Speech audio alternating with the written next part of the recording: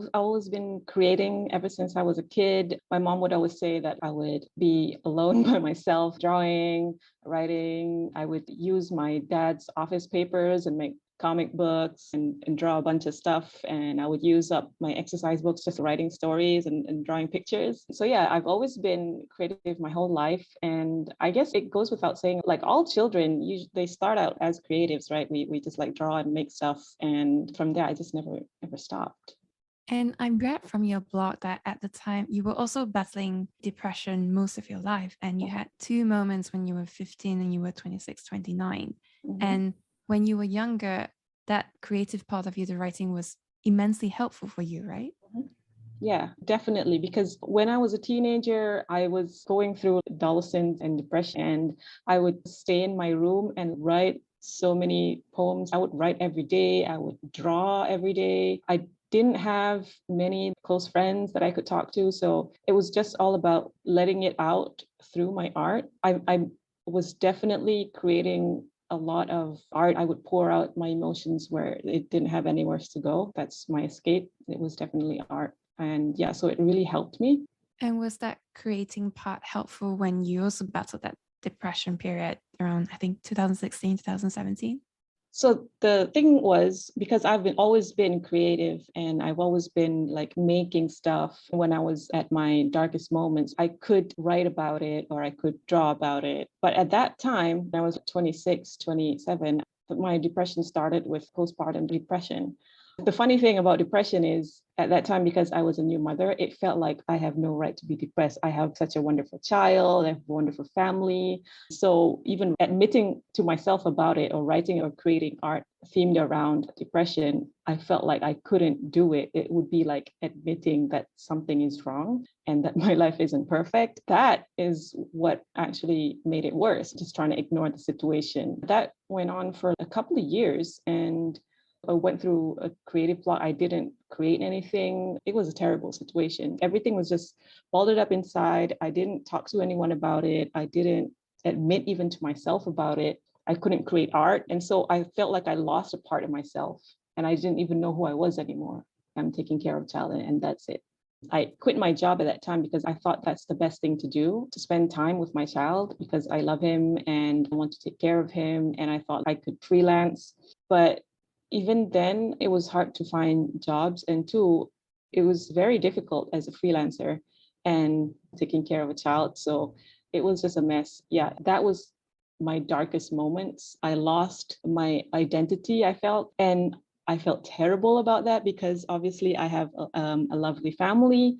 Depression is a mental illness. It doesn't have to make sense. Did you know at the time that you were going through depression? Because that whole period where you were not creating was 7 years, which is a really long time to feel Yeah. lost and not having your identity. You said once that you were also feeling suicidal. So, what was Yeah. that change? How do you get out of such a long period of feeling lost? I had a very hard time, and around 2017, one of like the band that I listened to a lot when I was 15, when I was a teenager, right, alone in my room. So Linkin Park is the band, and so the lead singer, he passed away from suicide, right? So from there, like the awareness and the conversation around mental health started becoming less like a taboo or a stigma. It hit me at that moment, like if I don't seek help, this is going to end terribly, right? It took me 2 years to gather up the courage to finally seek professional help, which I did in 2019. Because of how Chester Bennington passed away, I couldn't listen to Linkin Park music anymore. It was like triggering. But in 2019, when I started going to therapy and getting my medications, the therapist suggested to start writing in a diary again. And also, I wanted to do some investigation of my past. So I went through my old stuff at my parents' house and I found this fan art that I drew from Linkin Park. And I was like, oh, I wonder what he's up to. And then I saw that he released an album, Post Traumatic, which dealt with, the aftermath of that whole situation. I was scared to listen, but after a while with the medication, I gathered courage and it was really cathartic. That album really helped a lot from seeing how unapologetically raw that the emotion felt so cathartic just listening to it. And then I started writing again, I started creating again. And so, yeah, that definitely helped me come to terms and get creative again. And how did that lead you to starting a Stan account? After like I started like listening to post-traumatic, then I was like, oh, maybe I can slowly start listening to Linkin Park again. So I slowly started listening to mostly like Linkin Park songs that had mic vocals on them. And then I could start to listen to the ones that had Chester's vocals on them. And then I could start watching concerts. That was how I coped at that time. That was like my entertainment and like my coping mechanism. I was just like, watching a lot of Linkin Park, and I wanted to connect with other fans about that. So yeah, I made a Stan account. And it was just for fun. It was just like making memes, making jokes, talking about our favorite songs. Stan Yeah. account is basically an account devoted to a celebrity, right? Within the fandom, it's devoted to a celebrity and you connect with other fans, just like make memes about the person or the band and the fandom or whatever. It's a place where people hang out and share common interests. So Mike himself, he's also a creative, and you started coloring his Twitch drawings. In 2020, when the pandemic started, he started streaming on Twitch and he would make music and also draws because he is an artist, illustrator as well. And he would post them on Instagram for fans to color. At that time, I had only started writing again in 2019. I haven't done visual art. So I felt that just coloring someone else's drawing, I just did it for fun. And it really helped me get back to my creativity in terms of visual art. I was just like coloring it, posting it on Instagram and Twitter. And he started noticing it and he liked it and shared it a couple of times. From there, I started making my own fan art instead of just coloring Mike's art. I started making like pixel art and he really liked it. And when he got into NFTs, which is a sort of digital token, right, that you use for your art, that's when he started talking about it a lot on stream on Twitch. He was trying to educate fans on Twitter and on Twitch. And I made a joke like, I don't have any money to do or buy this kind of stuff. And he said like, if you mint your pixel art as an NFT, I would buy the first one. And that's what started it all. So 2 terms that I want to tease out for those who don't understand. What is pixel art? How would you define it? It's art that's made of pixels. Of course, all digital art is made of pixels, but the pixels are visible. You can see the pixels one by one. So that's my definition of pixel art. And for me, my pixel art is created by placing pixels one by one.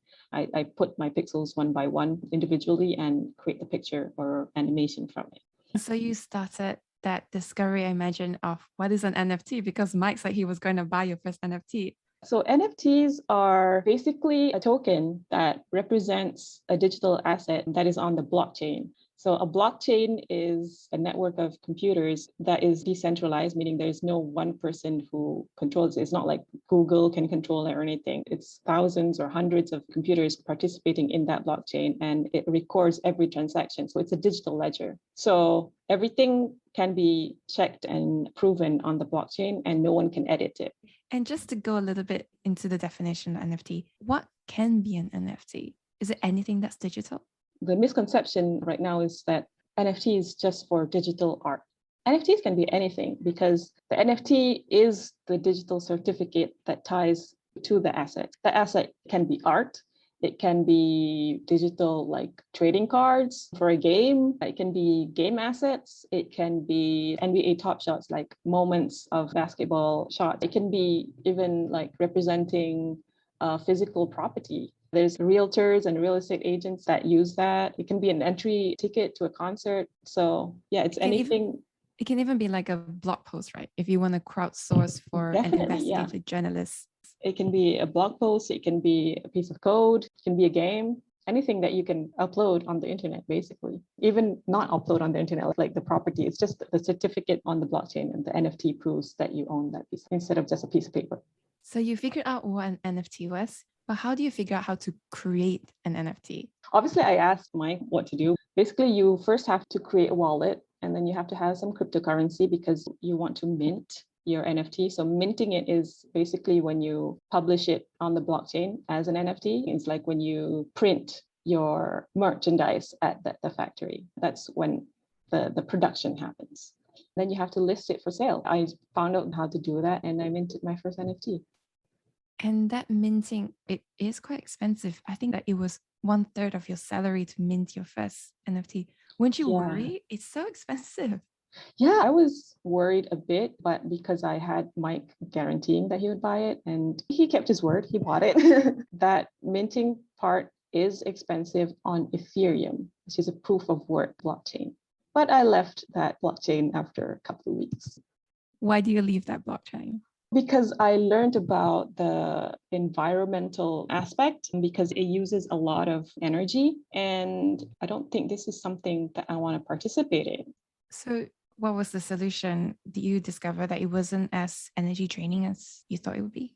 When I stopped minting my NFTs, this artist who was one of the person who actually got everyone talking about the environmental aspect, his name is Joanie Messier. So I commented, is there anything I can do? Is there like alternatives? He invited me to join this Discord, which is a clean NFT Discord. I was like, what is clean NFT? I learned that there are a lot of other options out there. Proof of work is a very energy intensive consensus mechanism for a blockchain because in order for all the participating computers or participating people to be rewarded for processing all that information, it's based on how much you work and how much that computer works. And they do all these intense it's just to prove that you're working these intense calculations to get their reward. So there's other blockchains out there that use proof of stake in which they're all using, instead of those intense calculations, they're rewarded on how much they stake onto the blockchain. What do you mean by stake onto the So blockchain? you have a certain amount of coins, you put that to stake, like a security. Just to try and understand a little bit more, a lot of people would then say, Ethereum, yes, it does consume a lot of energy, but the way that the banking system works, it consumes even more than we actually even realize. It doesn't create as much of an impact on the environment as you would imagine. Yeah, actually, it is true that the traditional banking system does consume a lot of energy as well. And you can't track that because the transactions, they're not transparent, like on the blockchain where anyone can see, right? And everything is like transparent. You can calculate yourself just with the data that's available. I've heard you say before that the environmental impact is also linked closely to minority representation. Why is that? Because on Ethereum, one, the gas cost is very expensive. So it's not accessible for everyone. $90 to someone living in Europe or America, it's a lot, but not that much. But $90 in Malaysia or Indonesia or Venezuela, that's a lot. That is a lot. That makes up a significant portion of someone's salary. So that makes people not just reluctant, that makes it not accessible for a lot of people around the globe. And secondly, because of the environmental impact, a lot of people are impacted by global warming. There's flooding all over the world. There's rising sea levels and forest fires. So those are the people who don't want to champion something that is part of the problem. That's why I joined Clean NFTs and I've been advocating for it ever since. So I want to drill down a bit more about that minority representation. For those who don't know, you are a young Muslim mother. And I imagine in the NFT space back then, maybe even now, there wasn't many who look and are just like you. So did you feel welcome to that space? How do you find your community? In the beginning, there's a misconception, like even I had that misconception that like everyone in NFTs is equal to that stereotype of people in crypto, which is like very capitalistic or very money oriented guys. I found that not to be the case because there's the crypto people side and then there's the artists. The artists just want to use the technology, make the art and publish it. They're not the same group of people who are like gambling on the crypto side. There's some overlap there, but they're just like two different populations actually. So it felt like I actually can belong because before that I was afraid like, am I gonna really belong here? And especially when I started on Tezos, everyone was really welcoming. The pioneering marketplace on Tezos at that time was from Brazil. From then on, it's like there was a lot of artists from Indonesia, Turkey, Brazil, which to me felt very different from what I saw typically at that time. Speaking of community, how were you finding it? Were you finding them on Discord, on Twitter Space? Is that how you connect with other people who are interested in NFTs? At first, because I joined the Clean NFT Discord, so I got to know people through there. And I also got to know people through Twitter as well once I started minting and posting my NFTs and collecting other people's, getting to know other people who were minting on the same marketplace. And I imagine you would have also wanted to connect with artists in Malaysia as well. So what was the scene like? Because you are known as one of the pioneers of Malaysia NFT. At that time, which was in February when I first started minting, I didn't know anyone else who was doing NFTs. I discovered that very few people were minting NFTs at the end of 2020, even before like this NFT hype was happening. They were just like experimenting.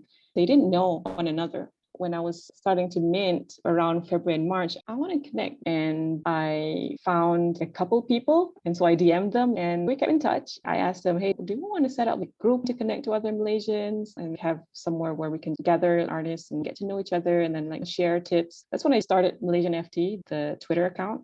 I followed these people, which at that time was like 8 or 10 people. And then I got to know NFXT, which is a Malaysian art collective. And they also they wanted to get into NFTs and they got in touch with me. I got to know Shahman, who's known as Nero1 on Twitter. He was managing a Facebook group, NFT Malaysia. They invited me to join NFXT. And from then on, we started minting parties where we would do a live tutorial of how to mint an NFT. An anonymous donor donated around 50 Tezos to me. And he's like, okay, just onboard more Malaysians. How many can you mint from 50 pesos? A lot, because it costs like 0.5 or 0.1 Tezos to mint. It just costs a few cents or like 1 ringgit. So you had the 50 Tezos, you could onboard even more artists. Yeah, so we started doing minting parties. We started onboarding other artists. We'd send them to start minting. We would educate them about blockchain, NFTs. We would show them step by step. So the minting parties started with 5 people and then 10 and 20 people. And from there, the Malaysian NFT grew from like 10 to 30 to like 100, 200. And even then, like when it was like 200, 300, I still knew every one of them because like I followed every one of them and we onboarded most of them. There of course were some people who kind of like got into NFTs on their own that we didn't onboard, but I followed them and got to know them and I knew the names of each one and what art style they made. And we did organize in July, we partnered with Crypto Art Week Asia, which is a crypto art event in Asia. There's satellite events in Japan, in Singapore, in Taiwan, I think. So yeah, we did the satellite event in Malaysia, although at that time was PKP, so it was like a virtual event. It was received quite well. We got covered in Malay Mail, in New Straits Times, in like a bunch of other local media. In August, this local platform called Pentas.io launched. And from then, it was an explosion of Malaysian artists joining NFTs. For those who don't know, what is Pentas.io?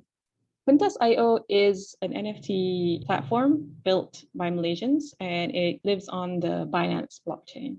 This happened around 7 months because we're speaking in March 2022. I imagine this space has evolved very, very quickly, especially with thousands of new people joining in. So what's happening now? What are the things that people should know about that's happening within the Malaysia NFT space? Last year, NFXT organized the first physical NFT event called Portals. And that's when a lot of Malaysian NFT artists met for the first time. For me, the concern right now is the locals are only selling and buying between Malaysians. I would like them to explore the international scene more. Right now, the problem is everything is so insular within the local scene. You can't have a lot of whales. Whale is like those people with a lot of crypto bags. There's not a lot of Malaysian whales. So it is a bit of a struggle for Malaysian artists to get those sales. I do wonder though, you managed to get Mike to buy your first NFT. He's definitely not Malaysian. Why is it that so many Malaysian artists are struggling to be international? What's holding them back? It's probably like a Malaysian thing where they're a bit shy. They're not so confident, or they want to start off with the local scene and then slowly start to go into the international scene. Are there any particular case studies that you can bring to light to show how people have gotten involved internationally and succeeded? There's this Indian artist called Visi. She has posted before about how she got discriminated against in the Malaysian scene. And internationally, one of her collectors is Snoop Dogg. And there's other artists such as Grey Owls, Alexander Chia, Rochelle, and a few others who have been able to have their artwork exhibited at international exhibitions as well.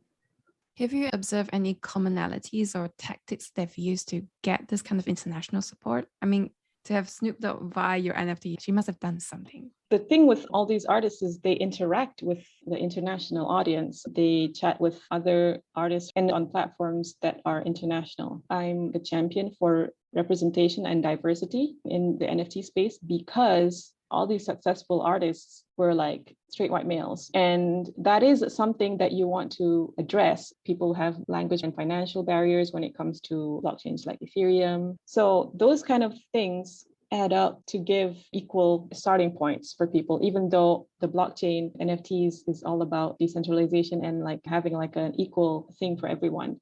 But real life does affect those things. So that's why I'm a champion for this. And the community-owned marketplace that we're building, we're trying to have those representations. And we've been having like Twitter spaces with the certain language from like the official Twitter account. It's not just English Twitter spaces, but we also have Chinese, we have Portuguese, we have Spanish, and we have like Indonesian, Malaysian. So people who have language barrier, we build something that represents everyone. Speaking of representation, I had heard you speak about that fact that you were on several blacklists that were going around. They were basically saying that, oh, you should block certain people. And I wonder if you could speak a bit about that. Like, what are these lists and why would they target you? Oh, those were happening during the time when we discovered about the environmental impact of NFTs. And then these NFT haters were like, everyone block all these people who are involved in NFTs. They steal your art and they burn trees. I felt like, why? I use proof of stake, which is energy efficient. You can run a node on a Raspberry Pi, which uses 3 watts a day. So let's speak to the artists who are listening and they want to explore NFTs. So one of the questions I was wondering was, why should they do NFTs? Why not just like a traditional digital art collection? You do NFTs because one, you can get royalties on every resale. In the traditional art world, for example, if I made a painting and I sold it for 10 ringgit, and suddenly my painting becomes semi-famous or my work becomes more in demand. And so this person who first bought it for 10 ringgit, sell it for 100 ringgit. That person who just bought my artwork for 10 ringgit, they get 100 ringgit and I get nothing. And then somehow along the line, that piece of work becomes more in demand. And then the second person then sell it for 1,000 ringgit. So that person gets 1,000 ringgit. And the original artist, me, still just got 10 ringgit out of that. With NFTs, those royalties are set into the contract when you make them. So with that, if I set an NFT at 10% royalties and I sold it for 10 ringgit, and this person who bought it sell it for 100 ringgit, I get 10% of that. So it does empower the creators more instead of just the speculators. Speculating has been in the traditional art world as well. And another thing with NFTs, you don't have to make something else out of your digital art. If you're a digital artist and you make a digital painting, you can just sell that as the asset. You don't have to make a t-shirt or a mug or prints. It can be in its native format, which is something that we haven't had before. Obviously, selling merchandise is cool, but there's cost involved, right? Manufacturing is one of like the most polluting things on the planet. So how many t-shirts do I have to sell to make this much when I can sell NFTs and make the same amount without that cost of manufacturing and shipping and the carbon footprint of manufacturing and so on. So those are some things that you can consider if you want to get into NFTs. Do you feel like NFT has allowed you to enhance the way that you do art, or you've seen it evolve over time because you've got into NFT?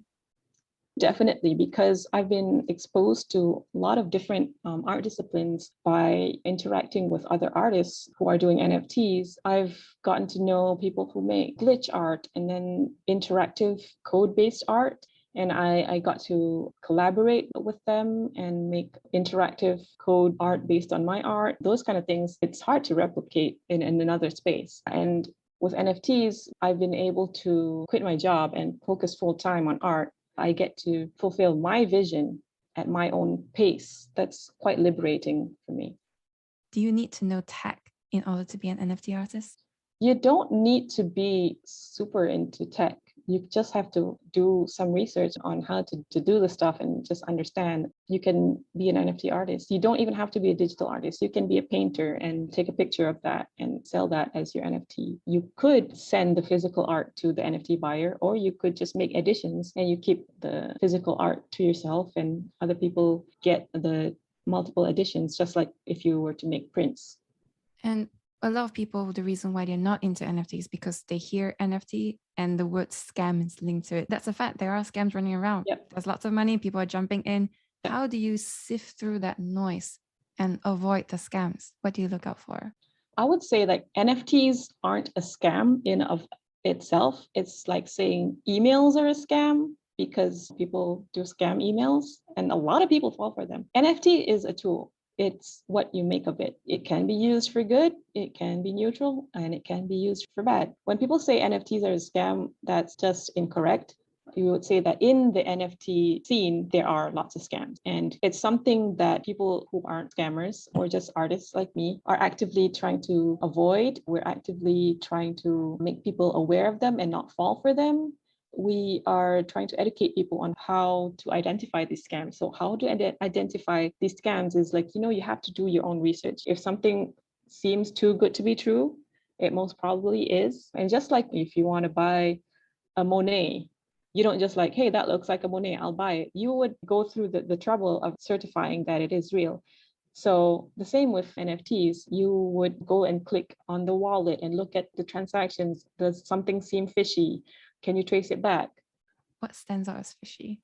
For example, if that wallet was just created 2 hours ago and then they've minted a whole bunch already and they don't have any socials linked to that account, that's pretty fishy. And if the artist didn't share that they minted an NFT and you saw their artwork, it was probably stolen. Not all NFTs are stolen art. There's people stealing people's art and minting them as NFTs, which has happened to me in the real world as well, where someone took my art and started selling merchandise from them.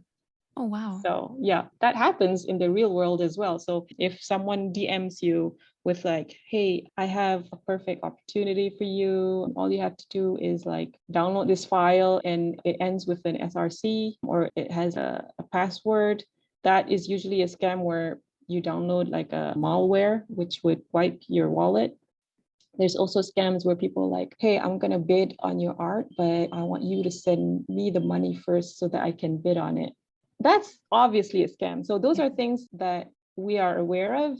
So that's one thing you said about how one person can basically copy and sell another artist's art. For me, if I don't know that artist and I don't know it's their art, I wouldn't even be alert to this possibility.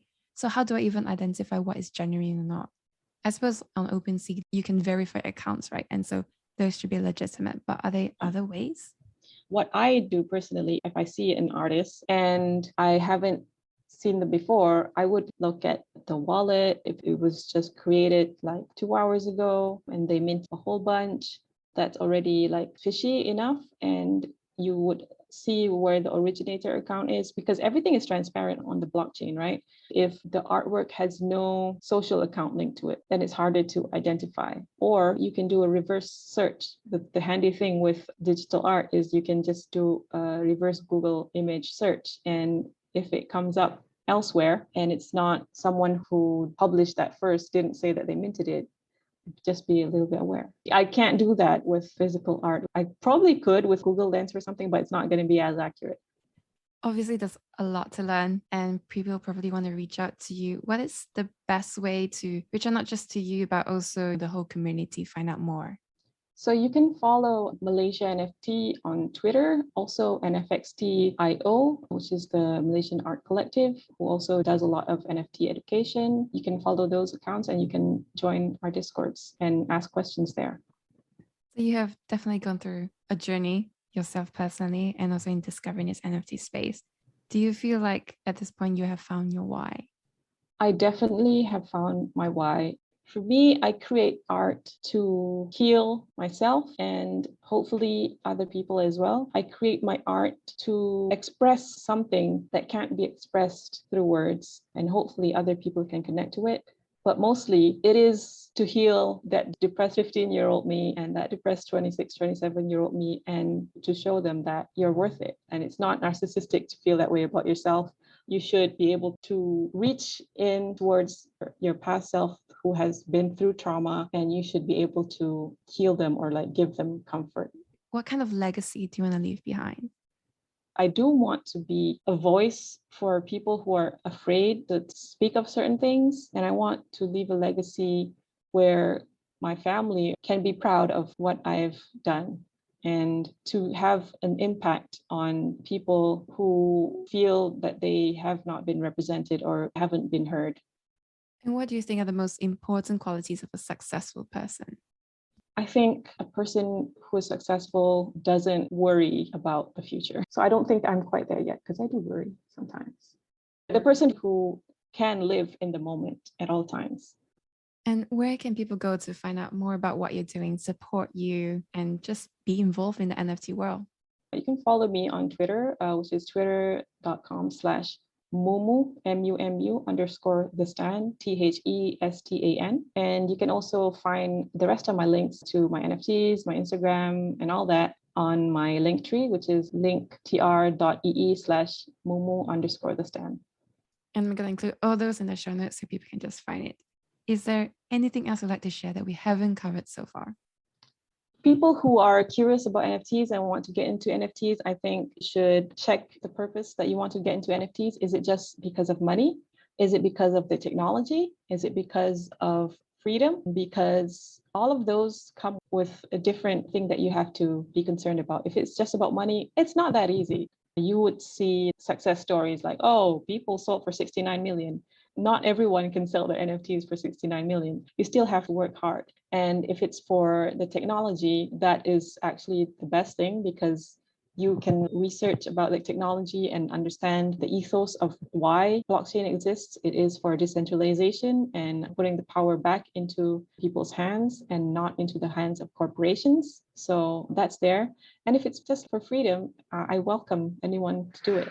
Another thing is for people who are NFT haters or a little bit like doubtful about NFTs, that's okay to not like NFTs. You don't have to be into NFTs, but I would say please don't attack people for being into NFTs. That's just not right to attack people for that. There's a lot of stuff that are misunderstood about NFTs. Even if you think that you know about NFTs and you have done your research and you have valid reason for not liking NFTs, it's still not valid reason to be harassing people about it. So just be kind to each other.